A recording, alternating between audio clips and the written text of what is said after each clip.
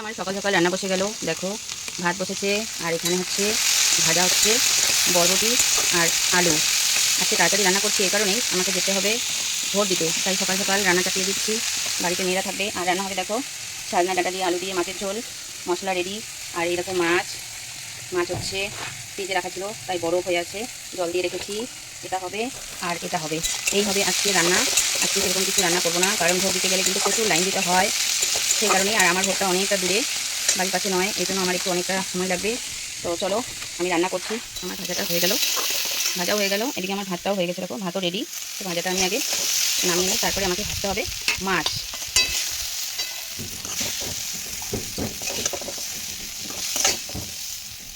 বরবটি ভাজা কিন্তু খেতে ভীষণ ভালো লাগে। আমার তো যে কোনো ভাজা ভালো লাগে, কিন্তু খেতে পারি না গ্যাসের সমস্যার কারণে। দেখো আমার কিন্তু ভাজাটা হয়ে গেছে, ভাজাটা রেডি। অল্পই করে বানালাম আজকে। এবার আমাকে এই কড়াইতেই আমি তেল দিয়ে দেবো। কড়াইতে তেল দিয়ে আমি মাছটা ভেজে নেবো। মাছে বরফ থেকে ছাড়িয়ে যে হলুদ লবণ মাখিয়ে নিলাম। আজকে শুধু মাছের ঝোলই হবে তো, সেই জন্য একটু মাছটা বেশি করে নিলাম। এত মাছ লাগে না, যদিও কেউ খায় না। আমার ছোটো মেয়ে বড়ো মেয়ে সেরকম একটা মাছ পছন্দ করে না। তো চলো তেলটা গরম হয়ে গেল, দেখো তেলটা গরম হয়ে গেছে। একটু গরম না হলে মাছটা আবার ভেঙে যায়। আজকে আমি কড়াইটাকে ধুলাম না, মাছটা ভেজে নেবো একবারে। সকাল সকাল রান্না করতে ভালোই লাগে, কিন্তু বাকি কাজ সব করে থাকে। সকাল সকাল রান্নাটা সেরে গেলে আমার টেনশনটা থাকবে না।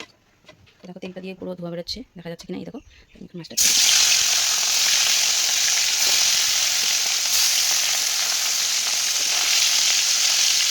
তেলটা ভালোই গরম হয়েছে, মাছটা দেওয়ার সাথে সাথে উঠে গেল।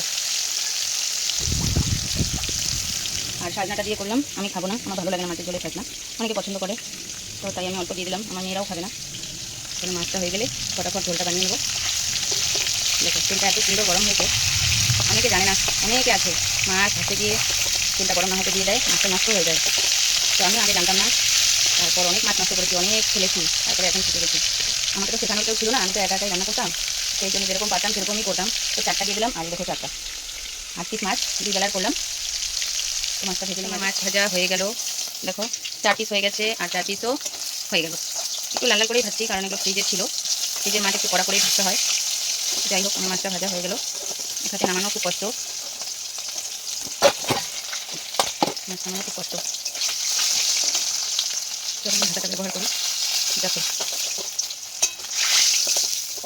এইরকম মাছের তেল তেল তো আছেই, আর বেশি তেল দেবো না। তো এখানে ফোড়নে আমি দিয়ে দেবো শুকনো লঙ্কা আর সাদা জিরে। যতটা তেল আছে অনেকটা বেশি আছে তেলটা। আমি কিন্তু এবার সবজিটাও দিয়ে দেবো।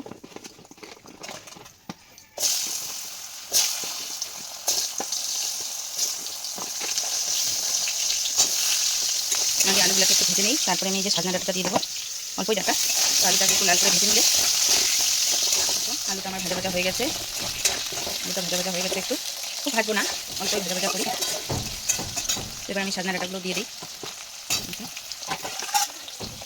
তারপরে এখানে মশলা রেডি আছে, তাতে আগে এটাও একটু কষে নিই।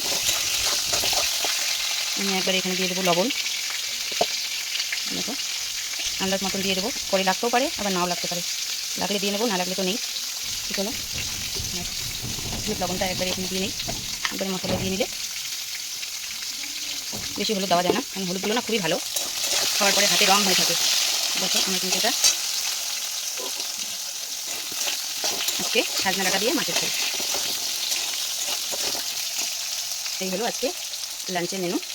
তো আমি একবার এটা একটু ঘুটে নেবো, দেখো এভাবে আমি গুলিয়ে নিই এটাকে। হলুদটা গলে গেল, দেখো হলুদটা কিন্তু গুলে গেল, চামচের দরকার নেই। দেখো আমার আলু ভাজাও হয়ে গেছে আর ডাঁটাটাও হয়ে গেছে, ভাজা ভাজা হয়ে গেছে। এবার আমি মশলাটা দিয়ে নেব।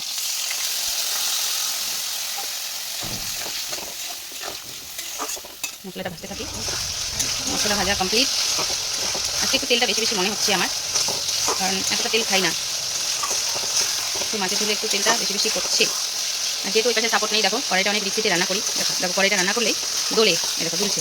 আর এই যে স্টিকটাও অত বেশি ভালো না, স্টিকটা সমান নয়, ওই জন্য আরও কড়াইটা দোলে। স্টিকটা যদি আমি চেঞ্জ করি তাহলে হয়তো একটু ভালো হবে, স্টিকটাই ভালো নেই, দেখো যার জন্য কড়াইটা দোলে।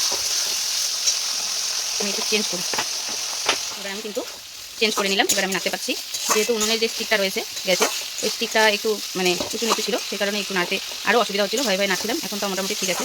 তো দেখো মশলা কিন্তু আমার ভাজা হয়ে গেল, চেঞ্জ করে নিলাম অন্য উনানেটা, ওটাটা এখানে এটাটা এখানে চেঞ্জ করে নিলাম। তো দেখো আমার মশলাটা হয়ে গেল, রান্না আমার কমপ্লিট, মশলা রেডি। এবার হচ্ছে দিয়ে দেওয়ার পালা জল। দেখো জল দিয়ে দিলাম। রান্না বসিয়েছিলাম তখন তো বলেনি, এখন যেখানে আমি ভোট দিতে যাব ওদের বাড়িতেই আবার খাওয়ার নিমন্ত্রণ করলো, তো চলো খেতে হবে সেখানেই। তো আমার রান্নাটা থেকেই যাবে, তার একটু জল দিয়ে দিই। এরকম জল ফুটে গেছে, এবার মাছগুলো দিয়ে দিই। দেখো ঝোল রেডি।